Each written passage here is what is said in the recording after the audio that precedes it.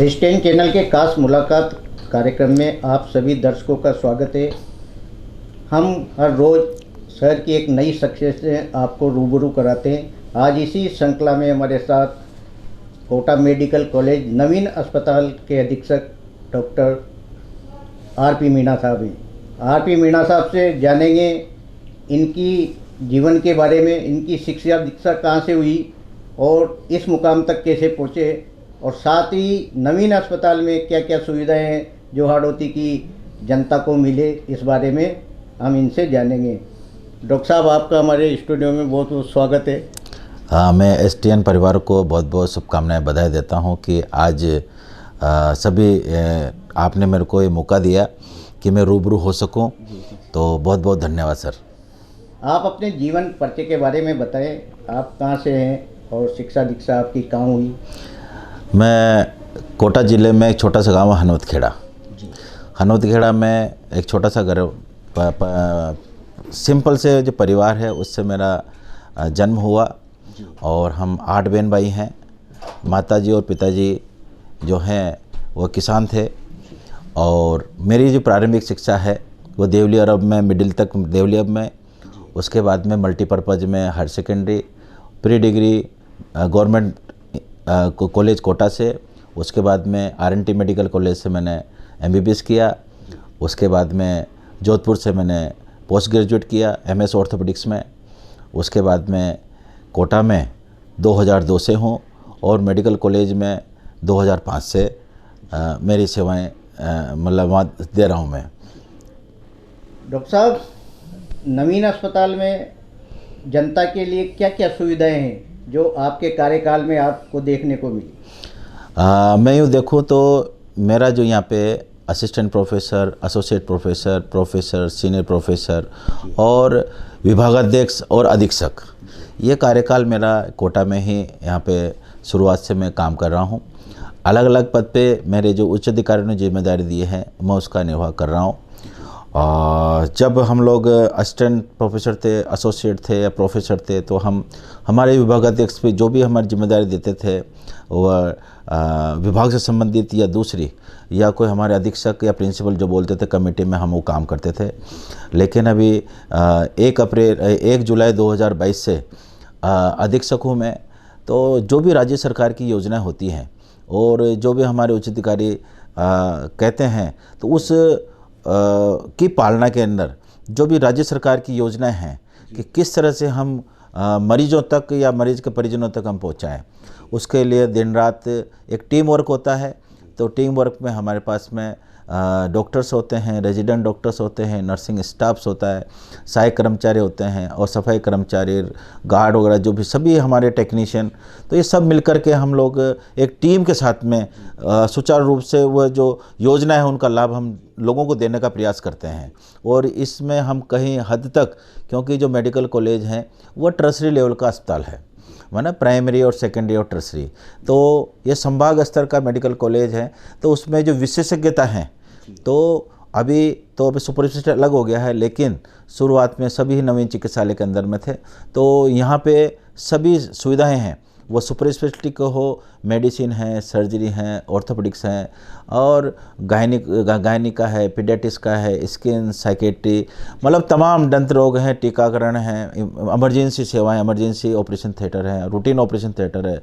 Advance की बात कर रहा हूँ तो जैसे लेप्रोस्कोपिक सर्जरी में हो रही है। और रिप्लेसमेंट का मैं कहूँ तो राजस्थान के अंदर कोटा जो मेडिकल कॉलेज ऑर्थोपेडिक डिपार्टमेंट है वो नंबर 1 है। इसी तरह से सुपर स्पेशलिटी जो कोटा में है वो कई अस्पतालों से, मेडिकल कॉलेज से हम आगे हैं। तो इस तरह से हम दिन रात मिल कर के हम प्रयास करते हैं कि हम लोगों को ज़्यादा से ज़्यादा सेवा दे सकें और हमारी जो टीम है उसको और मजबूत बना सकें, ताकि जितनी टीम मजबूत होगी हम उतनी सेवा दे पाएंगे। डॉक्टर साहब, ये अस्पताल बहुत बड़ा है, कई ग्रामीण क्षेत्र से लोग आते हैं, रोगी आते हैं, पहचान नहीं कर पाते कौन सा वार्ड किधर है। आपने इसमें कोई नया नवाचार किया, तो इससे कितना लाभ मिला रोगियों? हाँ, मैं देखता था कि हम जब आउटडोर में मरीज़ देखते थे तो उसके अंदर मरीज़ आता था कि साहब हमारा खून पेशाब जांच कहाँ होगी, एक्सरे कहाँ होगा, सोनोग्राफी कहाँ होगी, एमआरआई कहाँ होगी, सीटी स्कैन कहाँ होगा, तो लोग भटकते थे। तो मेरे दिमाग में आया कि ऐसा क्यों न ऐसी इजी किया जाए जो सब लोग पढ़े लिखे हो अनपढ़ हो सबके समझ में आए। तो मैंने एक लाल पट्टी और पीली पट्टी, तो 2 लाइनें हैं जिससे काफ़ी प्रॉब्लम सोल्व हो जाती है। तो लोगों के लिए जैसे आप कहें कि जो लाल पट्टी है, रेड लाइन है, वो आपके कोई सी भी जांच हो खून पेशाब की, वो सारी जांचों के लिए आपको मरीज को बोल दो कि भाई लाल पट्टी से आप चले जाओ, तो वहाँ पे एरो बनाया हुआ है गेट नंबर 1 और 2 से, तो वो वहाँ तक आराम से पहुँच जाएगा। इसी तरह से पीली लाइन है, पीली लाइन रेडियोलॉजी डिपार्टमेंट में आपको एक्सरे हो, सीटी स्कैन हो, एमआरआई हो, मेमोग्राफी हो, एमआरआई सीटी सब, सोनोग्राफी, इस सब के लिए पीली लाइन है। जो पीली लाइन है वो आपको कभी कोई मरीज को ये पूछने की जरूरत नहीं, क्यों नहीं, तो पहले क्या होता था कि साहब ये 45 नंबर किधर होगा, 43 किधर होगा, 7 नंबर किधर होगा, तो कंफ्यूज रहता था। लेकिन आप एक शब्द बोल दिया आउटडोर में लिख बैठे बैठे कि जब ये पीली लाइन पकड़ लेना, एक्सरे करा ला, सोनोग्राफी करा ला, तो वो कहीं रुकावट की कोई डिस्टर्बेंस में नहीं होता। इसी संदर्भ में एक नवाचार और हमने किया है। तो जब पेशेंट और उसके तमीरदार आते हैं तो हमने एक ग्लोसन साइन भी लगाए हैं, जो एलईडी। तो जैसे अपन प्लेटफॉर्म पे खड़े होते हैं तो जब प्लेटफॉर्म के अंदर डिस्प्ले होता है कि किस तरह से कौन सा प्लेटफॉर्म पे कौन सा डिब्बा किस जगह आएगा, तो उसमें ज़्यादा मेहनत नहीं करनी पड़ती। आप जैसे A1 के पास हो, H1 के पास हो, S9 के पास हो, तो आपका यदि रिजर्वेशन है तो खट से आप वहाँ चले जाके खड़े हो जाते हो और आप अपने साथ सामानों को और सही टाइम पे पहुँच जाते हो, समय बचत होती है, कन्फ्यूजन नहीं होता।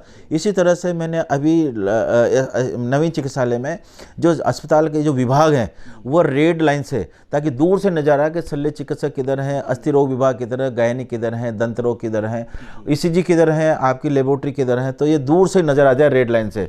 तो ये थोड़ी सुविधा देने, क्योंकि जो मरीज आता है ना उसका गोल्डन आवर्स जो समय होता है शुरुआत का, वो बहुत इंपॉर्टेंट होता है। यदि समय पे उसको सुविधा मिल जाए तो उसमें हम लोग चिकित्सकों को कुछ करने का वो रहता है, और यदि समय निकल जाए तो चिकित्सक के पास भी स्टाफ के पास भी कुछ नहीं रहता। तो उस समय बचाने के लिए, ये सहूलियत देने के लिए हमने ये 2 नवाचार किए हैं। और ये दोनों नवाचार ऐसे हैं जो राजस्थान में कहीं नहीं है मेडिकल कॉलेज में, ये कोटा में हम लोगों ने जन सहयोग से किया है, सरकारी भी नहीं, जन सहयोग से किया है।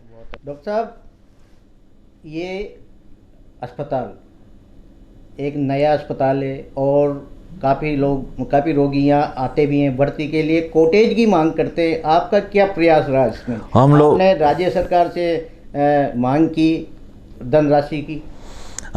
कॉटेज की वाकई में यहाँ पे बहुत ज़रूरत है। हमने हमारे जो भी जनप्रतिनिधि हैं, सरकार को भी है, प्रिंसिपल को, हमने कहीं जनप्रतिनिधियों को, कहीं हमारे जो जन सेवक हैं, समाज सेवी हैं, उनको भी आग्रह किया है और सरकार को भी लिख दिया है कि भाई यहाँ पे यदि कॉटेज होते हो तो हम लोगों को बहुत सुविधा मिल सकती है। तो इसमें हम प्रयासरत हैं लगातार, और लगभग पिछले 10 साल से हम लोग प्रयासरत हैं, और शायद जल्दी ही इसकी सुविधा आपको कोटा नवीन चिकित्सालय में मिलेगी। क्योंकि जीरियाट्रिक में 7 हैं लेकिन वो वृद्धावस्था के लिए हैं, तो वो मतलब पर्याप्त नहीं है। तो ये रहता है कि हम लोग बराबर प्रयासरत हैं और ये जल्दी सुविधाएं कोटा को मिलेगी, क्योंकि हमने स्पीकर महोदय साहब को बोला है, विधायक महोदय को बोला है और सरकार को भी लिख के दिया है। तो मेरे को आशा है कि जल्दी हाड़ौती के लोगों की बात को जल्दी सुनेंगे और जल्दी ये सुविधा मिलेगी। डॉक्टर साहब, अस्पताल में सभी तरह की चिकित्सा सुविधा आपके समय उपलब्ध है, लेकिन कई जो मूलभूत समस्याएं जो रोगियों को ज़रूरत होती है, जैसे टॉयलेट वगैरह सुलभ कॉम्प्लेक्स, साथ में साइकिल स्टैंड जैसा विषय, आवारा जो जानवर उसमें प्रवेश कर जाते, इनकी रोकथाम के लिए और जो स्टैंड या सुलभ शौचालय बनाने के लिए आपके क्या कदम हैं? हाँ, ये बहुत ही अच्छा प्रश्न है आपका। आप नवीन चिकित्सालय में देखें तो नगर निगम द्वारा एक सुलभ जो शौचालय है, कॉम्प्लेक्स है, वह बिल्कुल अस्पताल के गेट नंबर 1 के सामने, लेफ्ट जीरियाट्रिक के सामने एक बना हुआ है और सुचारू रूप से चल रहा है। और पिछले साल ही नगर निगम से कह के मैंने महिला और पुरुष के, इधर आप DDC के पास देखेंगे, सहकारी उपभोक्ता के पास में, तो यहाँ भी मैंने महिलाओं और पुरुषों के लिए सामान्य जो है अलग से कॉमन लेटरिन बाथरूम की व्यवस्था करवाई है। और रही बात साइकिल स्टैंड की, साइकिल स्टैंड का टेंडर हो रखा है और बार बार उनको अवगत कराते हैं, क्योंकि यहाँ पे अभी मरीजों का लोड बढ़ रहा है। तो यहाँ के जो जिम्मेदार हैं लगभग ये बढ़ती जा रही है, यहाँ के स्टाफ भी है। तो हमने मल्टी लेवल पार्किंग के भी मैंने 2-3 बार लिख के दे रखा है सरकार को। तो यदि वो हो जाती है तो यदि पार्किंग, क्योंकि डिस्पर्स होता है तो इसको एक साथ करने के लिए जगह कम है एरिया में, तो हम चाह रहे हैं कि मल्टी लेवल यदि पार्किंग हो जाती है लगभग 1000 वाहनों की, 1000 से 1500 वाहनों की, तो ये काफ़ी सुविधा मिल सकती है। इसके लिए भी हम प्रयासरत हैं और लिख के दे रखा है, मैंने सरकार को भी लिख के रखा है कि यदि मल्टी पार्किंग हो जाती है, मल्टी लेवल पार्किंग, तो काफ़ी सुविधा करनी पड़ेगी। उसके बाद भी जो साइकिल स्टैंड के जो संचालक हैं उनको बार बार अवगत कराते हैं कि व्यवस्था, लेकिन क्योंकि अस्पताल दिनों दिन बढ़ता जा रहा है, मरीज बढ़ते जा रहे हैं सीजन के हिसाब से, तो थोड़ी अव्यवस्था, लेकिन बीच बीच में उसको सामान्य करने का प्रयास करते हैं। डॉक्टर साहब, नवीन अस्पताल में एक काफ़ी मतलब आउटडोर भी काफ़ी हो गया, कहाँ के मरीज यहाँ मतलब रोग को दिखाने आते हैं? हाँ, मैं यहाँ कहूँ तो हमारे जो है नवीन चिकित्सालय संभाग का सबसे बड़ा अस्पताल है ना। यदि हम लोग ओपीडी का देखें तो एसएमएस के बाद दूसरे नंबर पे ये चिकित्सालय जिसका ओपीडी सबसे ज़्यादा सिंगल अस्पताल में, एसएमएस के बाद में दूसरे नंबर पे हम आते हैं। जोधपुर, उदयपुर, अजमेर सब पीछे हमारे से। तो संभाग का सबसे बड़ा अस्पताल है और यहाँ की जो सुविधाएँ हैं, यहाँ के जो सर्जन हैं, तो यहाँ जो सुविधा मिल रही है, तो यूँ कहें तो ऑल ओवर इंडिया से यहाँ पेशेंट आते हैं। संभाग के आसपास से जो एमपी, यूपी, बिहार, मतलब यहाँ तक के पेशेंट, और मैं तो कहता हूँ कि रिप्लेसमेंट के लिए तो एक पेशेंट कुवैत से यहाँ ऑपरेट करा के रिप्लेसमेंट यहाँ के गया है। तो ये बहुत ही अच्छी बात है टीम के लिए कि यहाँ की टीम अच्छा काम कर रही है और संभाग के साथ साथ दूसरे राज्यों के और मतलब आउट ऑफ इंडिया के भी पेशेंट यहाँ ऑपरेट करा के गए हैं। ये बहुत अच्छी बात है। डॉक्टर साहब, एसएसबी और नवीन अस्पताल दोनों को एक करने का क्या आगे का आपका विचार है?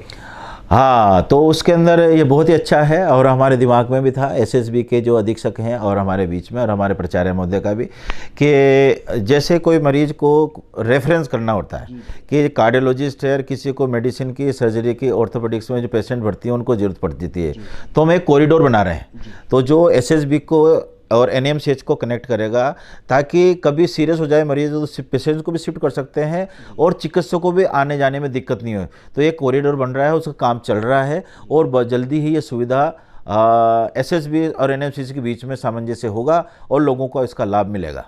डॉक्टर साहब, नवीन अस्पताल में जो भर्ती के लिए कितने बेड की व्यवस्था है और आगे क्या बढ़ोतरी की संभावना है? हाँ, अभी हमारे पास जो बेड हैं टोटल यदि अपन कहें तो 942 बेड है, जिसमें 270 बेड ऊपर हैं 942 में से। उसमें से अभी हमारे पास थोड़ी मैन पावर कम है, तो यदि मैन पावर आ जाती है तो हमारे पास 270 बेड में से केवल अभी हमारे पास 60 जो बेड हैं, 60-70 बेड, वही हम काम ले पा रहे हैं। 2 यूनिट ऊपर चल रही है और भविष्य में राज्य सरकार यदि मैन पावर बढ़ा देती है तो हम दूसरे विभाग भी चालू करेंगे। और 942 के साथ साथ में आपके मदर एंड चाइल्ड के लिए जो है लगभग 150 बेड, 150 से 200 बेड का मदर एंड चाइल्ड अस्पताल बन रहा है जीरेटी के बगल में, और एक 200 बेड का प्रीफेब आइसोलेशन वार्ड, जिसमें यदि कोई इन्फेक्टिव बीमारी आती है जिसको आइसोलेशन की जरूरत पड़ती है तो प्रीफेब भी बन के तैयार है। तो यहाँ पे इस अस्पताल में जगह की कोई कमी नहीं है, लेकिन जैसे ही मैन पावर संसाधन बढ़ता है तो ये अस्पताल बहुत सारी सेवाएं यहाँ के लोगों को देने के लिए तत्पर है। डॉक्टर साहब, न्यूरो विभाग यहाँ नहीं है, या कितने दिन यहाँ सेवाएं दी जाती? जैसे ट्रॉमा सेंटर यहाँ है तो आवश्यकता के अनुसार न्यूरो विभाग भी तो यहाँ होना चाहिए। हाँ, ये है एक्चुअली। अभी हमारे यहाँ पे जो एसएसबी में है सुपर स्पेशलिटी के अंदर, वहाँ पे जो सारी सुपर स्पेशलिटी है जिसमें न्यूरो हो, यूरो हो, नेफ्रो हो, प्लास्टिक सर्जरी हो और न्यूरो सर्जरी हो, ये सब लोग गैस्ट्रो हो, इनके ओपीडी निर्धारण कर रहे हुए हैं।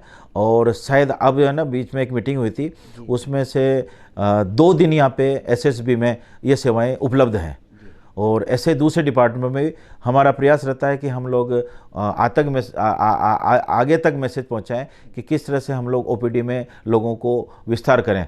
तो न्यूरो की ओपीडी भी यहाँ पे चल रही है, लेकिन क्या है कि न्यूरो इंटरवेंशन लैब और वार्ड वगैरह अधिकतर डिपार्टमेंट वहाँ हैं, तो ओपीडी की सेवाएं तो हैं, बाकी गंभीर मरीजों के लिए वहाँ पे सुविधाएँ हैं। जी डॉक्टर साहब, आप अस्थि विभाग के विभागाध्यक्ष हैं।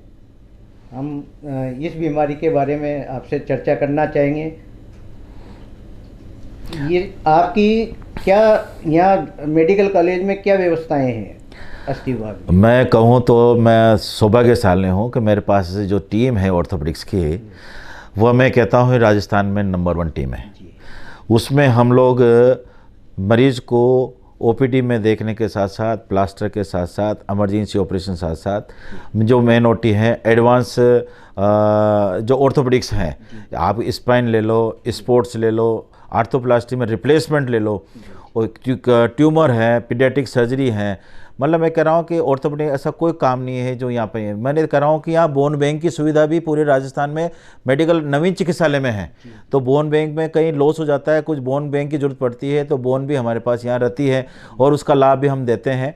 और मैं तो कहूँ कि बोन बैंक की वजह से तो हम लोग दूसरे जो मेडिकल कॉलेज हैं, जोधपुर में मैंने दिए हैं, अजमेर में मैंने दिए हैं, आपको SMS में मैंने बोन, उदयपुर में, भीलवाड़ा में, यहाँ से बोन भेजी है। तो ये बोन बैंक की सुविधा पूरे राजस्थान में, अब कोटा में ही है। तो हमारा डिपार्टमेंट जो ऑर्थोपेडिक्स है, कोशिश करते हैं हम लोग कि सामान्य से लगा करके जो एडवांसमेंट है वो रिप्लेसमेंट में हो, आपका स्पोर्ट्स में हो, स्पाइन में हो, स्टबल में हो, ट्रोमा में हो, या पीडियाट्रिक सर्जरी में हो, कैंसर में हो, या इन्फेक्शन में हो, जन्मजात कोई विकृति हो, तो उन सब के लिए, या पुरानी नेग्लेक्टेड कोई डिजीज़ रही हो जो इलाज नहीं करा पाया, सभी क्षेत्र में यहाँ पे काम हो रहा है। और मैं बहुत भाग्यशाली पुनः कहता हूँ, हमारे यहाँ टीम बहुत अच्छी है और लोगों को राहत देने का दिन रात प्रयास कर रही है। डॉक्टर साहब, चिरंजीवी जो योजना है उसमें जो रिप्लेसमेंट के लिए, जैसे जोड़ वाले कूल्हे की जो वो हड्डी है, उनको रिप्लेसमेंट के लिए क्या कितने मरीज आ जाते हैं और खर्चा भी ज़्यादा आता है, इससे फ़ायदा मिला रोगियों को? यह चिरंजीवी योजना वाकई में लोगों के लिए बहुत भाग्यशाली, बहुत सुखदायी रही है। और लोग पहले बेचारे बहुत परेशान होते थे। तो अभी मैं आपको पिछले साल का आंकड़ा दिखाऊं तो मैंने अभी पीछे कैलकुलेट किया था, तो आप ये मानेंगे मेडिकल कॉलेज कोटा के अंदर डिपार्टमेंट में एक साल में 280 जॉइंट अपने किए हैं, जिसमें चिरंजीवी योजना से 280 जॉइंट जो पूरे राजस्थान में किसी मेडिकल कॉलेज में नहीं हुए हैं। तो और ये भी जॉइंट में भी हिप जॉइंट और नी जॉइंट, यदि तो 280 जॉइंट हमने किए हैं। 280 लोगों को रिप्लेसमेंट के लिए हम लाभान्वित कर पाए हैं। और इसी तरह से स्पाइन के भी हैं, आपके स्टबलम के भी हैं, स्पोर्ट्स के भी हैं, आर्थोस्कोप की भी हैं। तो हम लोग ये चिरंजीवी योजना वाकई में लोगों के लिए चिरंजीवी हैं। इसमें खर्चा भी ज़्यादा आता है।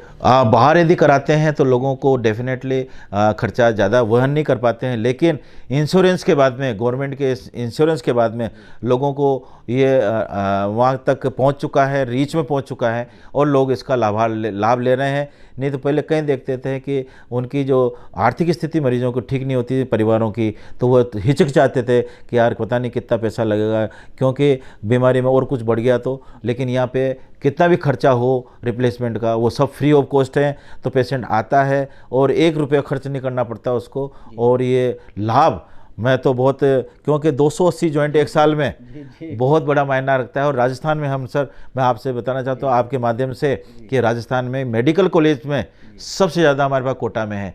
तो हमारा डिपार्टमेंट बधाई का पात्र है। स्पाइन का भी ऑपरेशन होता है जी। मैं कह रहा हूँ ना, डिपार्टमेंट ऑर्थोपेडिक्स में आपका सर्वाइकल स्पाइन हो, डोर्सल लंबर स्पाइन हो या विकृतियाँ हो, ये ऑपरेशन भी यहाँ पे लगातार हो रहे हैं। आपको किसी की नस दब जाती है, स्टेनोसिस हो जाता है, या वो डिजेनरेटिव एंकाइलोज हो जाती है, या फ्रैक्चर से आपका लकवा हो जाता है, या लकवा होने से बचाने के लिए तो ये स्पाइन के सारे ऑपरेशन रीढ़ की हड्डी के सब यहाँ पे हो रहे हैं। डॉक्टर साहब, जो चिरंजीवी योजना है उसका लाभ लेने के लिए कई बार रोगी भटकते रहते हैं, तो क्या इसका सीधा आधार है कि वो अस्पताल आए, किस तरह मतलब अपना एक एडमिट करें? अभी पेशेंट हमारे पास जब भी आता है तो हम कहते हैं भाई आपके पास जो कार्ड है, चिरंजीव कार्ड है, आयुष्मान कार्ड है, तो आप एक बार अपने या तो काउंटर पे चेक कर लें या फिर ई मित्र पे चेक कर लें कि आपका लाभार्थी है ना, तो वो चेक कर लेता है। उसके बाद जैसे आता है तो उसका टीआईडी जनरेट हो जाता है। टीआईडी जनरेट होने के बाद में उसको ऑटोमेटिकली आप 2 नंबर गेट पे जैसे रजिस्ट्रेशन काउंटर पे आपका रजिस्ट्रेशन होता है, वहीं नज़दीक में चिरंजीव और आरजीएस दोनों स्कीम हैं, उनके काउंटर बने हुए हैं। और आपको और बता दूं सर, आजकल तो ऑनलाइन रजिस्ट्रेशन भी चालू हो गया है यहाँ पे नवीन चिकित्सालय में, तो आपको लाइन में लगने की जरूरत नहीं है। तो आप वहाँ पे क्यूआर कोड है लगा हुआ है, तो क्यूआर कोड के अंदर आप क्यूआर कोड स्कैन करें और अपने मोबाइल से स्कैन करके ऑनलाइन आपका करें, तुरंत आपकी पर्ची बन जाएगी। और वो पर्ची का कलर भी अलग है, ताकि आउटडोर में जब जाएगा मरीज तो उसको सुविधा होगी कि भाई ये ऑनलाइन वाला है तो जल्दी नंबर आ जाएगा। तो मैं तो सभी से आग्रह करता हूं कि ऑनलाइन रजिस्ट्रेशन का ज़्यादा से ज़्यादा लाभ उठाएं, ताकि वो भीड़ से ही बचें। और वहाँ पे आपको सबको आग्रह कर रखा है कि आप लोग सब जल्दी जाकर वो मरीज़ का उपचार करा सकें। डॉक्टर साहब, जो निःशुल्क दवाइयों की क्या व्यवस्था है? कई बार दवाइयाँ पूरी नहीं मिल पाती, अभी सरकार की तरफ से क्या ऑप्शन है इसके?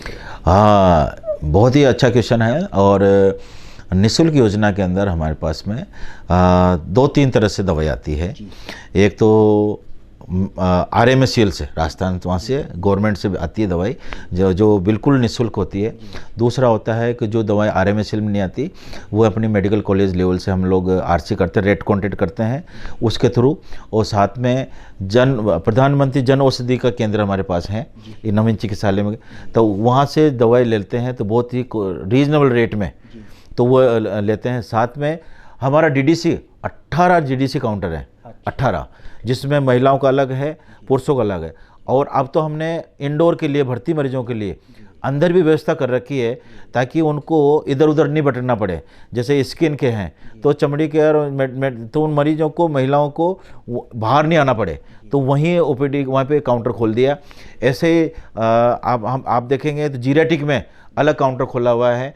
इमरजेंसी गेट नंबर 4 के सामने राउंड द क्लॉक 24 घंटा आपने काउंटर खोला हुआ है। DDC का जो बाहर है वो अस्पताल के टाइम के हिसाब से वहाँ पे बाहर, तो हमने कोशिश है कि OPD का, इंडोर का अलग अलग लोगों को ज़्यादा दूर नहीं जाना पड़े। तो 18 DDC काउंटर हैं। उसके बाद भी कुछ यदि उपलब्ध नहीं होती है तो हम उसको सरकारी उपभोक्ता से भी दवाई लेकर के मरीज को देते हैं। डॉक्टर साहब, आजकल चिकित्सालय खुला परिसर देखा जाए तो कई बार चोरी चकारी होती है, तो क्या CCTV कैमरा या कोई इस तरह सुरक्षा के इंतजाम हैं? हाँ, बहुत ही है। हमने कहीं चोरों को पकड़ा है। आप नवीन चिकित्सालय में देखेंगे तो पूरे ही CCTV कैमरे से मॉनिटरिंग हो रही है। मैं तो कह रहा हूँ बाहर का परिसर की हमने मॉनिटरिंग कर रखी है। DDC पे भी अलग से एक मॉनिटर लगा रखा है, कैमरे लगा रखे हैं। DDC के बाहर जो हमारे पास 11 काउंटर बाहर हैं, बाकी अंदर हैं, तो वहाँ पे 3 कैमरे ऐसे लगा रखे पूरा कवर हो जाए। और अस्पताल परिसर के अंदर हर वार्ड के अंदर मेल वार्ड हो या फीमेल वार्ड हो या गैलेरिया हो, उसको सबको इमरजेंसी के अंदर सबको हमने कवर कर रखा है। CCTV पूरे चालू हैं और कई चोरों को हमने पकड़वाया है और कार्यरत हैं, और उस पर रेगुलर मॉनिटरिंग भी हमारी हो रही है। डॉक्टर साहब, हाड़ौती की जनता को नवीन चिकित्सालय में सुविधाओं के लिए क्या संदेश देना चाहेंगे? मैं तो हाड़ौती के लोगों को सबसे पहले तो बधाई धन्यवाद देना चाहता हूँ कि आप लोगों का विश्वास चिकित्सकों के प्रति रहता है, तो उससे हम लोग ज़्यादा से ज़्यादा काम कर पाते हैं। और जो हाड़ौती के लोग हैं, मैं तो ये कहना चाहता हूँ कि थोड़ा सा संयम रखें कभी अस्पताल में आते हैं, क्योंकि अस्पताल आते हैं तो जो कॉन्शियस लेवल होता है लोगों का, थोड़ा सा किसी का मरीज गंभीर होता है तो स्वाभाविक है थोड़ा सा गुस्सा आता है, तो उस गुस्से को थोड़ा कम करें। और आपकी जो यहाँ पे मेडिकल कॉलेज की टीम है, ये कर्मचारी हैं, वो आपकी सेवा के लिए तत्पर हैं, तो थोड़ा सा संयम रखते हुए अपने चिकित्सकों पर, अपने स्टाफ के ऊपर विश्वास करें, ताकि विश्वास करेंगे तो हम लोग ज़्यादा से ज़्यादा उस मरीज़ को मेहनत कर पाएंगे और उसको ठीक करने का प्रयास करेंगे। और यही कहना चाहता हूँ कि थोड़ा संयम रखें, विश्वास रखें, तो आपकी जो टीम है वो आपके लिए हमेशा तत्पर रहेगी और हम ज़्यादा से ज़्यादा मरीज को जल्दी से जल्दी ठीक करने का प्रयास करेंगे। और आप जो विश्वास दिला रहे हो हमारे ऊपर, तो इसी से हम लोग आगे बढ़ पा रहे हैं और आगे बढ़ पाएंगे। तो आप हमारे पर विश्वास रखिए कि हम अच्छा काम करें और आगे आपकी सेवा कर सकें। ये थे हमारे साथ नवीन अस्पताल के अधीक्षक डॉक्टर आर.पी. मीणा साहब। इन्होंने नवीन अस्पताल में चिकित्सा से संबंधित जानकारियाँ दी। डॉक्टर साहब, आपका हमारे स्टूडियो बहुत बहुत धन्यवाद आपका दिनेश जी और पूरी टीम का, कि आपके माध्यम से सभी से रूबरू होने का मौका मिला। और आपकी टीम को पुनः बहुत बहुत धन्यवाद और बधाई। धन्यवाद, नमस्ते।